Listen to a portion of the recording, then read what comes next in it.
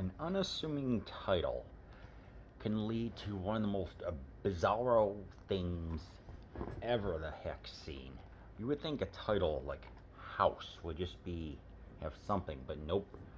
It's a freaking weird movie, but in a good way. How to describe Nobuhiko Obayashi's indescribable 1977 movie House as a psychedelic ghost ride, a stream of consciousness bedtime story, an episode of Scooby Doo as directed by Mario Bava? Any of the above will do for this hallucinatory head trip about a schoolgirl who travels with six classmates to her ailing aunt's creaky country home and comes face to face with evil spirits, a demonic house cat, a bloodthirsty piano, and other ghoulish visions, all realized by Obayashi via maths, animation, and collage effects. Equally absurd and nightmarish, House might have been beamed to Earth from some other planet. Never before available on home video in the United States. It's one of the most exciting cult discoveries in years. Yeah. Spine number 539, 88 minutes in color. This is just beyond. It's like okay. So let us take what we thought as children to be incomprehensible, but let's visualize that a child's imagination on screen, and that's what you get. There's I don't know how to describe this. Well, I guess I can mention some key scenes. I think analytical. So it's like, let's have a piano let's have a piano pretty much just decimate one of the girls that's named Melody and just devour her. Like the lid slams down on her fingers, and some broken pieces are gone. Her hands are broken. It's like, what? Let's get what it's like to be suffocated by mattresses by having mattresses everywhere, trying to find the one of the girls that just got squashed by them. I don't know what to even say. It's just there's just so many matte paintings, so many bizarro moments. It's like, yeah, it's like, let's get the matte painting. Let's get the like with the piano. It's like, let's get the body dismembered and just show everything. Let's get this kung fu character. You know, she's like trying to destroy this cat demon. It's called a Baikyo. That means strange cat. It's a supernatural cat. Like, you know, like a beckoning cat, like a Neko, what was that, a Nekomara or something like that. You know, the little, it's like to beckon people into a shop. There's also the evil cats. It's like, yeah. That is the source of all their problems. And of course, there's the aunt that has some more, something more going on with her than at first, you know.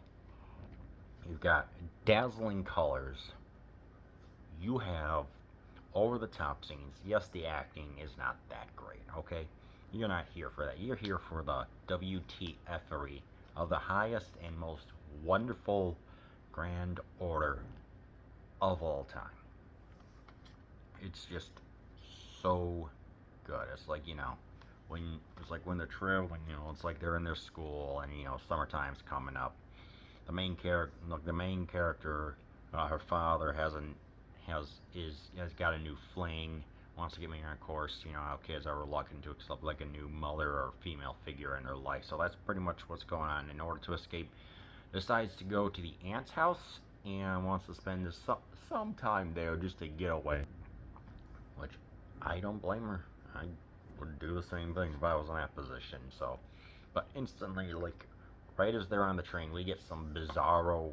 Like even in the beginning, it's like we get some intentionally jump cuts to show the kind of confusion and the excitement of what's going on. It's like talk here, talk here. We get some slowdowns of conversations going on. Like later in the movie, it's like when they're all around like this 1940s. What is this? The ding Just hello, hello, something like this that you see in the Looney Tunes. That I forgot what type of phone that is. Pre-rotary phone. And there's plenty of slowdowns, plenty of animation moments that just adds just to this surreal imagery. None of it's anime, by the way, surprisingly, but it's just, I mean, there's even like, there's the still shots, there's the kind of long takes that happen here and there. It's just so interesting. What was conceived to be, yeah, what was conceived to be the director's daughter was asked, "What are some of your phobias?" And it was like a mirror coming to attack you, the absurd piano moment, the demonic cat painting, things like that. And of course, it's like these are things that a child would think of, but an adult would try to rationalize it compared to a child. So it's like Toho at the time was losing money. I think that they were, yeah, this was 77, so this was after Godzilla.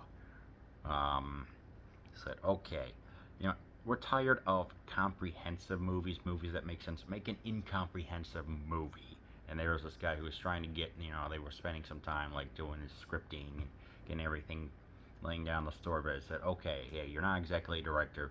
Come on, and this is so unusual. We're going to give this person who's not affiliated with the studio a chance. So, there was the graphic novel tie-in. There was so there's the manga, the radio drama, and even the novel tie-in, which is the standard nowadays.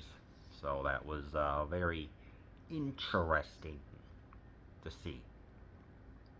And it got mixed reviews. It's like people here in the States loved it, but it wasn't, the DVD didn't come out until 2009, 2010. So it was just extremely weird. So, as usual, I like to read notes. Coming of age story about a clique of teenage schoolgirls who will never grow old and a demon spirit in the guise of a spinster who is never young. Because the aunt said, the aunt, soon to be married, her fiance was going to go into World War II. She said, I promise I'll return, but he never does. So any unmarried woman that comes in gets devoured and adds to her energy or whatever it was. Not poppingly demented, jaw-dropping event of houses, the 1970s Japanese pop culture's most delightfully unhinged extreme, a midnight movie about the nobility and dismemberment marketed to a matinee audience of adolescents and office ladies.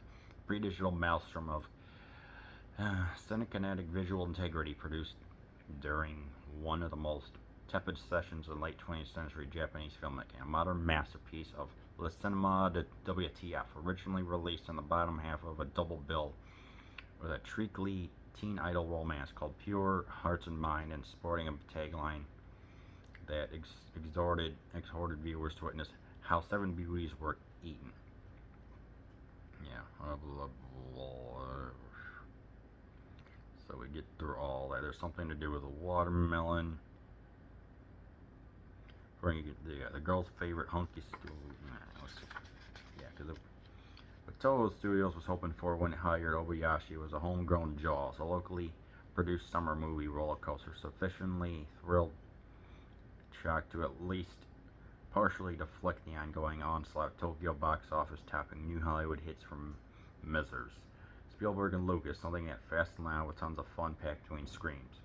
In the Japanese cinema of the mid-70s, fast, fun, and homegrown hit were in short supply. Adults only Pinku Eiga, Pink Cinema, had taken over, and even master genre filmmakers like Kinji Fukasaku found themselves struggling to sustain the success in the Yakuza and other action flicks that had proved so lucrative earlier that decade. The radical glories of the country's 1960s new wave had at last managed to last well in the 70s, mainly thanks to the independent funding and screening initiative known as the Art Theater Guild, where Nagisa Oshima would produce such form-shattering works as Diary of a Shinjuku Thief and The Man Who Left His Will on Film. But in 1976, the most trailblazing new Japanese film was one no one in Japan was allowed to see. Oshima's sexual passion as radical politics treatise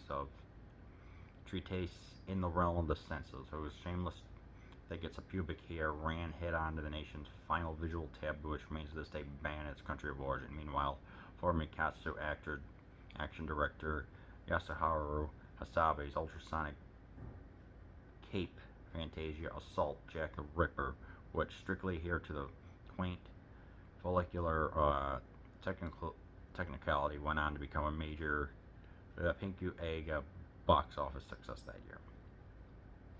So it was yada yada. Here's what they're kind of going through. It's one of the scenes going on.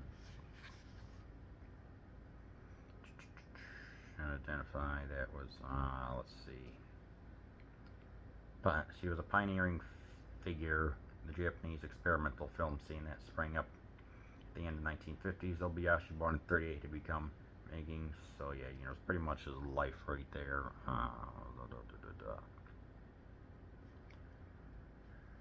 Okay, what else? I guess like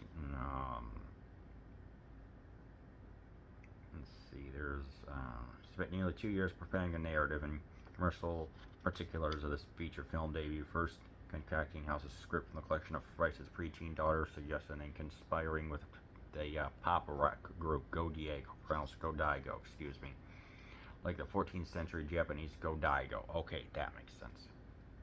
Film's assortment of pop ballads and searing synthesizer boogie, all in time for the soundtrack album to be released well in advance of the film. So yeah, this was absolutely, yeah, let's see, yeah, there's just a bunch of stuff here. It was a huge hit in Japan, and though it never attained jaw-sized success, it did secure Obayashi's place in the Japanese filmmaking fragment, where it remains to this day. Passed away like 5 years ago. So he's even made a version of the obvious Sada story in which the realm of senses is based, although simply called Sada. So yeah, pretty much just all the usual stuff here. So yeah, definitely one of the weirdest movies you'll ever see. It is a fever dream masterpiece. If you were to take this on LSD, your mind would be freaked the frick out, man. So watch this sober. Yeah, like I said, this is not for everyone. It's extremely weird, but in a good way. But if you just want to watch an action movie, go ahead. But if your mind wants something that's truly, truly bizarre and kind of makes you feel like a kid again, but at the same time, it's like just the sets and matte paintings and everything is just so weird. I mean, it's like, I do recommend it, but go in knowing that this is a truly bizarre movie, okay? So yeah, you've been told that, so House 1977, give it a watch if you want.